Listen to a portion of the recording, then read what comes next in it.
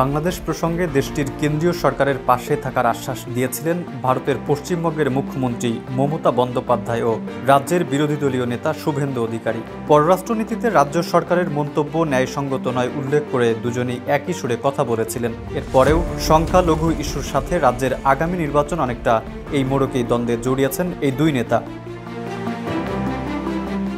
বুধবার পশ্চিমবঙ্গের পূর্ব মেদিনীপুর জেলার দীঘায় জগন্নাথ দেবের মন্দিরের নির্মাণ কাজ কতদূর এগিয়েছে তা খতিয়ে দেখতে মন্দির পরিদর্শন করেন মমতা বন্দ্যোপাধ্যায়। এ সময় গণমাধ্যমে কথা বলার সময় বাংলাদেশ প্রসঙ্গে মুখ খোলেন তিনি। নিজের বক্তব্যে রাজ্যের কিছু গণমাধ্যমের কর্মকাণ্ডকে প্রশ্নের মুখে দাঁড় করান মমতা। বলেন, কিছু ফেক ভিডিও চলছে, ভারত সরকার প্রতিনিধি পাঠিয়েছে বাংলাদেশে, এটা কেন্দ্রীয় সরকারের বিষয়, আমাদের দেখার কথা নয়।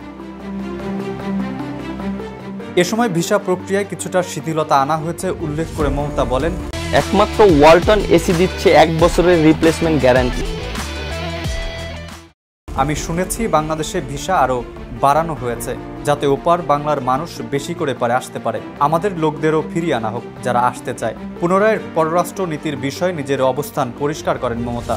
বলেন, এটা ভারতের সরকারের বিষয়, পশ্চিমবঙ্গ সরকারের বিষয় নয়। এই ইস্যুকে মিসলিড করে সাম্প্রদায়িক দাঙ্গা সৃষ্টির চেষ্টা চালানো হচ্ছে বলেও অভিযোগ আনেন মমতা। তবে প্রতিবেশী দেশে সংখ্যালঘু নির্যাতন হয়ে থাকলে তার নিন্দা জানানোর পাশাপাশি কেন্দ্রীয় সরকারকে এ বিষয়ে কাজ করতে আহ্বান জানান তিনি। সীমান্তে নজরদারি রয়েছে, সেখানে কোনো অপ্রীতিকর ঘটনা ঘটছে না।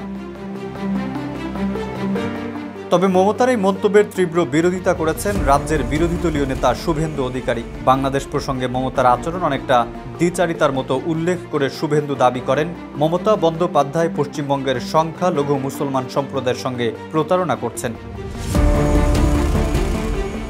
শুভেন্দু বলেন, সরকারি অর্থায়নে কোনো মন্দির মসজিদ গির্জা করা যায় না, কিন্তু মমতা সরকারি কোষাগার থেকে অর্থ নিয়ে পূর্ব মেদিনীপুর জেলার দীঘা পর্যটন কেন্দ্রে উড়িষ্যার পুরীর জগন্নাথ মন্দিরের আদলে একটি নকল করে মন্দির তৈরি করেছেন। এটা হিন্দু শাস্ত্র বিরোধী। এ সময় রাজ্যের হিন্দুরা মমতার কাজকে ভালো চোখে নিচ্ছে না উল্লেখ করে 2026 বিধানসভা নির্বাচনের তৃণমূলের জনপ্রিয়তায় ধস নামবে বলেও মন্তব্য করেন তিনি। বলেন, ভোটের আগে অতি হিন্দু প্রেমী সাজতেই মমতা এসব কাজ করছেন।